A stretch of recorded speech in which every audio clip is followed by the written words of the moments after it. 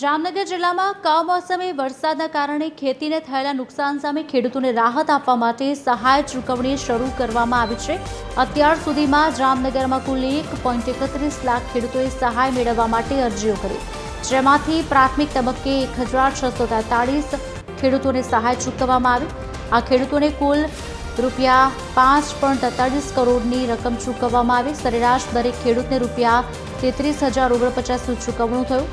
બાકીના ખેડૂતોને પણ સહાયથી ઝડપથી ચૂકવવામાં આવે તેવી વાત સામે આવી છે।